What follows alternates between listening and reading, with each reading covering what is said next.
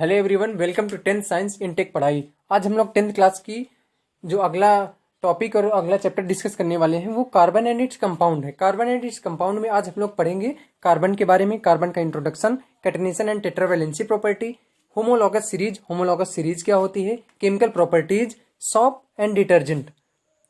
तो आइए इन सब के बारे में एक एक करके डिटेल देखते हैं। Carbon is a versatile element. Carbon एक वर्सेटाइल एलिमेंट है। कैसे हम ऐसे बोल सकते हैं? All living structures are carbon based. जो भी लिविंग स्ट्रक्चर्स हैं वो ज्यादातर कार्बन बेस्ड होते हैं। इन अर्थात क्रस्ट कार्बन इज 0.02%। अर्थ की क्रस्ट में कार्बन 0.2% है and found in form of minerals. Minerals के फॉर्म में पाया जाता है। हमने पहले भी बात की थी मेटल और नॉन मेटल चैप्टर में कि कोई भी मेटल या नॉन मेटल किस फॉर्म में पाया जाता है, तो वो जिस फॉर्म में पाया जाता है उसे मिनरल बोलते हैं। एटमॉस्फेयर है 0.03% ऑफ कार्बन डाइऑक्साइड। एटमॉस्फेयर में 0.03% कार्बन डाइऑक्साइड है, जो कि कार्बन का ही एक फॉर्म होता है। Covalent bond in carbon. Carbon में कैसी बॉन्डिंग होती है, क्या स्ट्रक्चर होता है, क्या कन्फिग्रेशन होता है, ये सब इस पे डिस्कस करेंगे। Atomic structure of carbon is 6। Carbon का जो एटॉमिक नंबर है वो 6 होता है एंड इट्स कॉन्फ़िगरेशन 2,6। आपको अभी ध्यान देना पड़ेगा, शायद अगर आपको अभी आपको ना आता हो तो आपको बेसिकली ये याद रखना पड़ेगा। कार्बन का कॉन्फ़िगरेशन, इलेक्ट्रॉनिक कॉन्फ़िगरेशन जो होता है वो 2,4 होता है। To attain a noble gas configuration. Noble gas configuration का मतलब होता है completely filled valence shell. Completely filled valence shell हमने मेटल और नॉन मेटल में भी बात की थी। तो यहाँ पे जो नोबल गैस कॉन्फ़िगरेशन अचीव करने के लिए कार्बन के पास 2 रास्ते होते हैं। क्योंकि इस पे लास्ट सेल में 4 इलेक्ट्रॉन है, तो या तो ये चारों इलेक्ट्रॉन को और ले ले या तो चारों इलेक्ट्रॉन को लॉस कर दे। तो अगर ये कार्बन 4 इलेक्ट्रॉन गेन करता है तो इस पे क्या प्रॉब्लम आएगी? It would be difficult for nucleus to hold 4 extra electrons. इसके न्यूक्लियस को एक्स्ट्रा 4 इलेक्ट्रॉन्स को होल्ड करने में डिफिकल्टी होगी। अगर ये लॉस करता है तो लूज करने में क्या प्रॉब्लम होगी? It would require a large amount of energy to remove. Electron को रिमूव करने के लिए large amount of energy required होगी। तो ना तो ये गेन कर सकता है क्योंकि न्यूक्लियस होल्ड नहीं कर पाएगा, लॉस नहीं कर सकता है क्योंकि ज्यादा अमाउंट ऑफ एनर्जी रिक्वायर्ड होगी। तो ये दोनों बातें डिफिकल्ट है, ना तो ये गेन कर सकता है ना ये लॉस कर सकता है। तो कार्बन नोबल गैस कैसे अटेन कर सकता है? By sharing of valence electron with other atoms. अपने वैलेंस सेल के इलेक्ट्रॉन, हम याद रखिएगा हमेशा जब शेयरिंग की बात की जाती है तो सिर्फ वैलेंस सेल मतलब सबसे लास्ट जो ऑर्बिट सेल होता है ना, उसकी बात करते हैं, सबसे लास्ट पे जो होता है। तो जब शेयरिंग की बात करते हैं तो वैलेंस सेल की बात करते हैं। तो ये carbon Nobel gas configuration sharing of valence shell electron से कर सकता है कि मतलब अपने ये वैलेंस सेल के इलेक्ट्रॉन ये दूसरे से शेयर कर ले तो ये नोबल गैस कॉन्फ़िगरेशन अचीव कर सकता है। Atom of other elements like, दूसरे एलिमेंट एटम भी ऐसे हैं जैसे हाइड्रोजन, ऑक्सीजन, जो कि नोबल गैस कॉन्फ़िगरेशन के लिए अपने इलेक्ट्रॉन्स को शेयर करते हैं।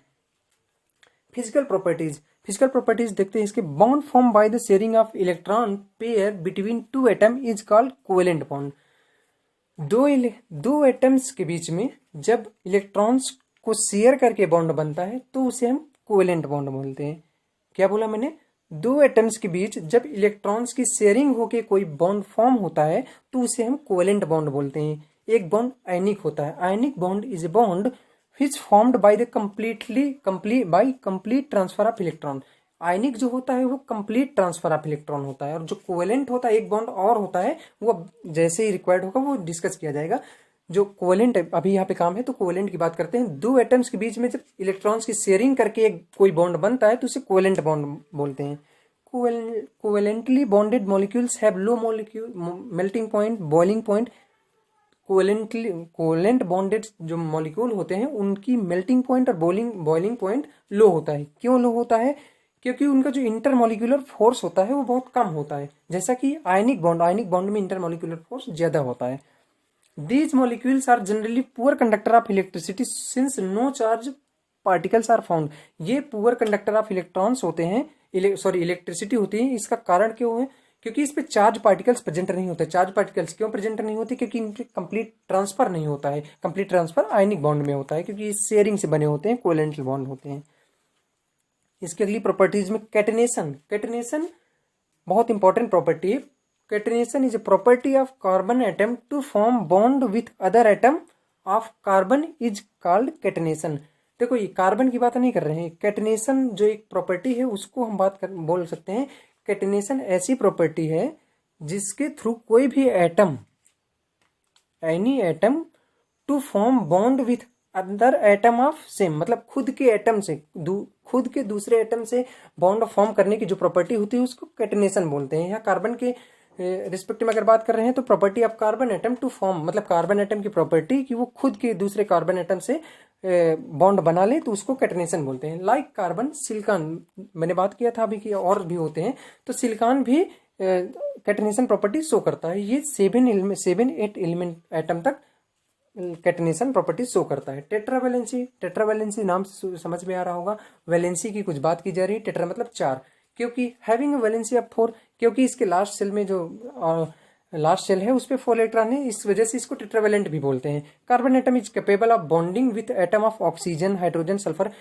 कार्बन एटम जो है वो ऑक्सीजन से, हाइड्रोजन से, नाइट्रोजन, सल्फर, क्लोरीन और बहुत सारे एलिमेंट से ये बॉन्ड फॉर्म करने के लिए कैपेबल है। The smaller size of carbon atom enable nucleus to hold the shared pair. ठीक है, कार्बन का जो साइज है वो छोटा होने की वजह से इसके जो न्यूक्लियस है उसको एक शेयर्ड पेयर्ड इलेक्ट्रॉन्स को होल्ड करने के लिए इनेबल करता है, मतलब वो सक्षम बनाता है। क्यों? शेयर्ड पेयर्ड इलेक्ट्रॉन हो सकता है कि ना रख पाता, लेकिन क्योंकि कार्बन का जो साइज है वो छोटा है, इस वजह से न्यूक्लियस शेयर्ड पेयर्ड इलेक्ट्रॉन्स को होल्ड करके रख पाता है। Heteroatom and functional group. Heteroatom क्या होता है, फंक्शनल ग्रुप क्या होता है? इन हाइड्रोकार्बन चेन, हाइड्रोकार्बन की जब बात की जाए, अगर नाम हाइड्रोकार्बन आ रहा है तो इससे आपको समझ में आना चाहिए कि हाइड्रोकार्बन मतलब हाइड्रोजन और कार्बन, कोई और नहीं है उस पर।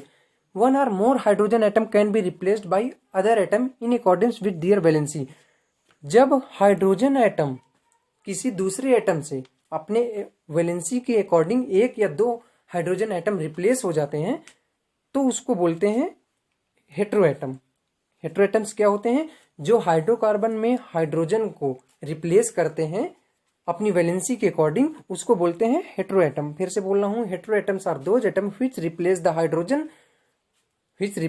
Hydrogen from hydrocarbons according with their valency. अपने वैलेंसी के अकॉर्डिंग हाइड्रोजन एटम को रिप्लेस करें, वही हेट्रोएटम्स है। हेट्रोएटम्स ये क्योंकि वो हाइड्रोकार्बन में सिर्फ हाइड्रोजन और कार्बन होना चाहिए, क्योंकि वो दूसरा एलिमेंट है, इसलिए उसको हेट्रोएटम बोलते हैं। These heteroatoms and the group containing them impart.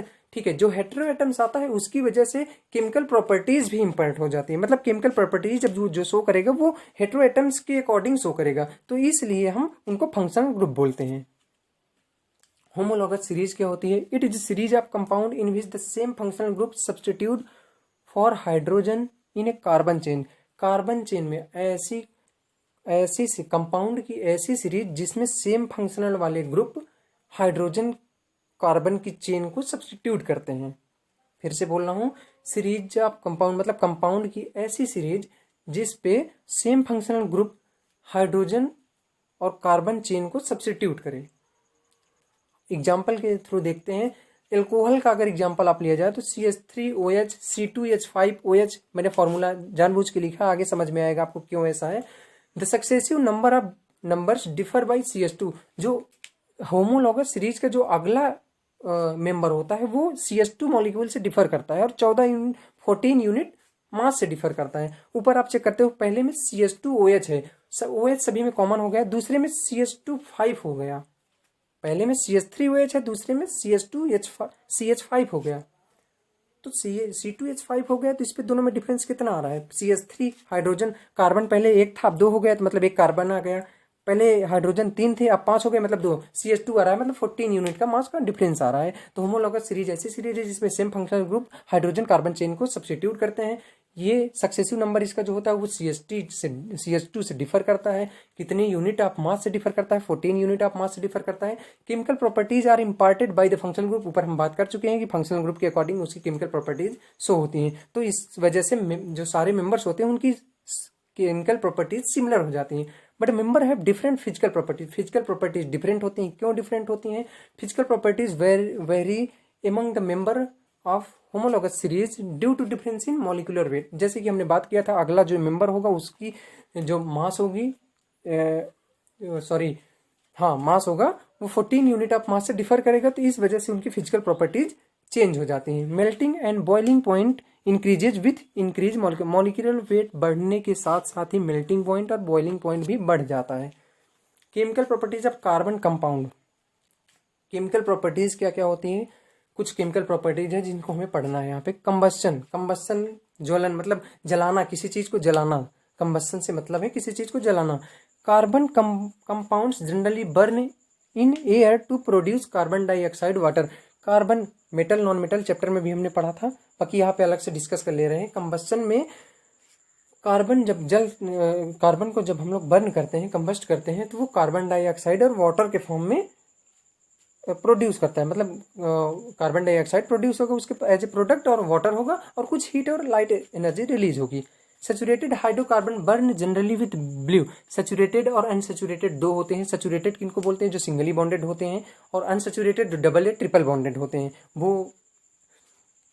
तो यहाँ पे सैचुरेटेड की बात की गई। Saturated hydrocarbon burn with blue flame. Saturated hydrocarbon जो होते हैं वो ब्लू फ्लेम के साथ, और कब बर्न करते हैं ब्लू फ्लेम के? जब गुड सप्लाई ऑफ एयर हो। आपने कभी सुनार की दुकान में देखा, ब्लू कलर की फ्लेम आती रहती है, उस पर अच्छी सप्लाई होती है एयर की। And with yellow flame in limited supply. अगर लिमिटेड सप्लाई ऑफ वाटर, कभी आपने लकड़ी या कुछ भी जलते हुए देखा हो तो उस पर येलोइश हल्के पीले कलर की फ्लेम दिखती है, तो आप उससे समझ सकते हो। Sooty flame is seen when unsaturated. Unsaturated hydrocarbon मतलब सॉरी आपने नहीं पढ़ा है अभी, जो डबल बॉन्डेड और ट्रिपल बॉन्डेड होते हैं, अगर उन हाइड्रोकार्बन को जलाएंगे तो सूटी फ्लेम्स के साथ वो बर्न होगा। Burning of a coal petroleum emits oxide of sulphur. ठीक है, अगर हम कोयला जलाते हैं तो उससे हमें सल्फर और नाइट्रोजन के कुछ ऑक्साइड्स होते हैं जो एसिड रेन के लिए रिस्पॉन्सिबल होते हैं। अगली प्रॉपर्टीज में substitution reaction in saturated hydrocarbon. अभी सैचुरेटेड की बात कर रहे हैं। सैचुरेटेड मतलब single bonded. Saturated hydrocarbon, the hydrogen attached to carbon can be replaced by another. जो अभी हमने ऊपर बात की थी हेटेरो एटम्स की, तो मतलब नॉर्मल सैचुरेटेड हाइड्रोकार्बन से अगर कोई हाइड्रोजन दूसरे एटम से रिप्लेस हो जा रहा है तो उसको हम सब्स्टिट्यूशन रिएक्शन बोलेंगे। क्या बोल रहा हूं मैं? हाइड्रोकार्बन, सैचुरेटेड हाइड्रोकार्बन का हाइड्रोजन अगर किसी दूसरे एटम से रिप्लेस हो जा रहा है तो उसको हम सब्स्टिट्यूशन रिएक्शन बोल रहे हैं। जैसे यहाँ पे पहला मीथेन दिया हो CH4 प्लस Cl2 से अगर रिएक्शन करा रहे हो आप, सनलाइट इसकी जरूरत होगी, मतलब सनलाइट प्रेजेंट जरूरी है यहाँ पे। आगे आपको ये बहुत काम आएगी, इसलिए मैंने इसका एग्जाम्पल लिया है। तो ये बनाएगा CH3Cl प्लस HCl। अब एडिशन रिएक्शन क्या होती है? Hydrogen is added to unsaturated hydrocarbon in presence of nickel as catalyst. Unsaturated hydrocarbon में हाइड्रोजन को ऐड करना एडिशन रिएक्शन है। किसकी प्रेजेंस में? निकिल एज ए कैटलिस्ट के प्रेजेंस में। ये नीचे आप रिएक्शंस भी देख सकते हो, मैंने एक पिक रखा है उस पर। तो देखो इस पे आर मतलब एल्किल ग्रुप होता है, आगे समझ में आएगा आपको, लेकिन बेसिकली आप फोकस करो डबल बॉन्ड पे। C double bond C, carbon double bond carbon है, निकिल कैटलिस्ट है, इसकी प्रेजेंस आप हम पहले भी बात कर चुके हैं, जरूरी है। तो इस पे हाइड्रोजन ऐड करना है, मतलब एक बॉन्ड आप हटा दो, एक बॉन्ड हटाया आपने तो एक एक हाइड्रोजन ऐड हो गया, तो ये बेसिकली एडिशन रिएक्शन हो जाता है। Vegetable oils are converted into vegetable ghee using this. इस प्रोसेस को यूज करके वेजिटेबल ऑयल को वेजिटेबल घी में कन्वर्ट करते हैं। Saturated fatty acid are harmful for health and oil with unsaturated fatty acid should be used for cooking. ये आपकी general knowledge के लिए है, और कभी कभी क्वेश्चंस भी आते हैं। सैचुरेटेड फैटी एसिड जो होते हैं वो हार्मफुल हेल्थ के लिए होते हैं, और जो ऑयल होते हैं अनसैचुरेटेड फैटी एसिड से, वो कुकिंग के लिए यूज किए जाने चाहिए। ऑक्सीडेशन अगली रिएक्शन है। Alcohol can be converted into carboxylic acid by oxidising them using alkaline potassium permanganate and acidify. ये आपको आगे समझ में आएगी, ये दोनों ऑक्सीडाइजिंग रिएजेंट होते हैं। तो एल्कोहल को जब भी आपको कार्बोक्सिलिक एसिड में कन्वर्ट करना होता है ऑक्सीडेशन के थ्रू, तो आप कोई ना कोई ऑक्सीडाइजिंग रिएजेंट यूज करते हैं। ऑक्सीडाइजिंग रिएजेंट के लिए हम यहाँ पे पोटेशियम परमैंगनेट और एसिडिफाइन मतलब एसिड की प्रेजेंट पोटेशियम डाइक्रोमेट यूज करते हैं। तो ये बेसिकली रिएक्शन आपको याद करनी होती है। नोमेनक्लेचर की बात कर ले हैं। नोमेनक्लेचर आगे आने वाली वीडियोज में हम लोग डिस्कस करेंगे। बेसिकली आपको जो अभी पहले से तैयार करना है वो मैं आपको कुछ पॉइंट्स बता दे रहा हूँ, ये आपको तैयार होने चाहिए, वरना आगे का आपको समझ में कम आएगा। नोमेनक्लेचर के लिए identify the number of carbon atom. Carbon atom आप काउंट करोगे कितने हैं। Functional group is indicated either bye prefix, मतलब जब आप नोमेनक्लेचर करोगे तो कार्बन एटम मेन फोकस करना है। फंक्शनल ग्रुप कौन सा है उसके अकॉर्डिंग प्रीफिक्स और सफिक्स होगा। अगर सफिक्स ऐड हो रहा है और लास्ट में ई आ रहा है तो उसको हम हटा देंगे। 3 पॉइंट्स आपको ध्यान देने पड़ेंगे। Soap and detergent. आप सोप जनरली सोप और डिटर्जेंट सभी यूज करते हैं। Soap is a sodium and potassium salt of carboxylic acid with long chain. Soap जो होता है वो सोडियम और पोटेशियम का साल्ट होता है। कार्बोक्सिलिक एसिड लॉन्ग चेन में प्रेजेंट होती है। सोप इज ए सोडियम और potassium salt of carboxylic acid with long chain. Soap are effective with soft water only and ineffective with hard water. Soft water मतलब pH जो range होती है उसकी 7 होती है, और इनइफेक्टिव इन हार्ड वाटर हो सकता है उसमें इम्प्योरिटीज प्रेजेंट हो, कैल्शियम मैग्नीशियम किसी भी फॉर्म में आयन प्रेजेंट होता है, वो हार्ड वाटर होता है। तो जो हमारी जो सोप होती है वो सिर्फ सॉफ्ट वाटर में इफेक्टिव होती है। डिटर्जेंट आर अमोनियम और sulphate salt of carboxylic acid. Soap जो है सोडियम और पोटेशियम होते हैं, डिटर्जेंट अमोनियम या सल्फेट साल्ट होते हैं विथ लॉन्ग चेन। कोई ज़्यादा डिफरेंस नहीं होता।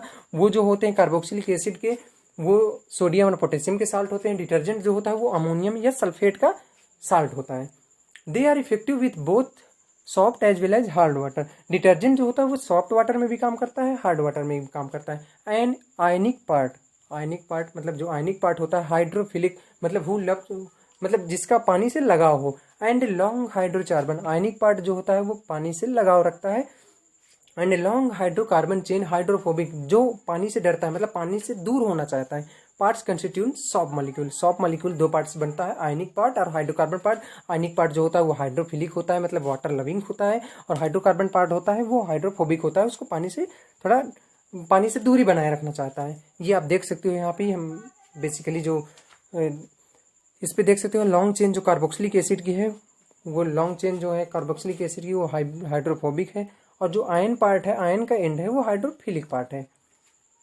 क्लींसिंग एक्शन ऑफ सॉप, कैसे किस वे में काम करती है सॉप वो हम बात करते हैं। मिसेल एक exam. Most dirt is oily मतलब ज़्यादातर जो डर्ट होती है वो ऑयली नेचर में होती है। एंड द हाइड्रोफोबिक मतलब उसको पानी से दूर रहने में ज़्यादा, हाइड्रोफोबिक का मतलब होता है जो पानी से दूर रहे, तो जो डर्ट होती है वो हाइड्रोफोबिक नेचर की होती है। तो जो हाइड्रोफोबिक एंड होता है हमारा मतलब जो पानी से नहीं जुड़ना चाहता, वो इस पे जाके मतलब डर्ट पे जाके अटैच हो जाता है। मतलब जो हाइड्रोफोबिक पार्ट है वो डर्ट ऑयली नेचर का है, क्योंकि हाइड्रोफोबिक पार्ट जो है हमारा वो पानी से दूर रहना चाहता है, और उसको जो डर्ट मिला है वो ऑयली फॉर्म में है तो वो उस पे जाके चिपक जाता है। और जो आयनिक एंड होता है वो पानी में, क्योंकि वो हाइड्रोफिलिक है मतलब उसको वाटर लविंग है, तो वो पानी के इधर उधर रहता है। तो जो आप इस पे पिक में देख सकते हो, ये ब्लैक कलर का जो है इसको आप डर्ट मान लो। Na+ सोडियम जो दिख रहा है वो आपका आयनिक पार्ट है, हाइड्रोफिलिक मतलब वाटर लविंग पार्ट है। और जो ये दूसरा पार्ट है ऑयल ड्रॉपलेट्स के साइड जो है वो हाइड्रोफोबिक पार्ट है। तो इस वे में किसी भी डर्ट पार्टिकल्स को ये लोग कंस्टिट्यूट करके, और इस वजह से जो रेडिकल ऑफ स्ट्रक्चर मतलब ये जो स्ट्रक्चर फॉर्म हो जाता है कि डर्ट को चारों तरफ से घेर लेना, हाइड्रोफोबिक पार्ट ऑयल से अटैच होकर और हाइड्रोफिलिक पार्ट पानी से अटैच होकर, ये जो पूरा फॉर्मेशन बनता है रेडिकल स्ट्रक्चर, इसको मिसेल बोलते हैं। ये पूछा भी जाता है what do mean by micelle. And emulsion is dust form by soap की वजह से एक इमल्सन फॉर्म हो जाता है। The cloth need to be mechanically agitated to remove the dirt particle from the cloth. मतलब मैकेनिकली एजिटेटेड मतलब उसको थोड़ा सा मैकेनिकली प्रेशर देना पड़ता है ताकि वो डर्ट पार्टिकल उससे निकल जाए।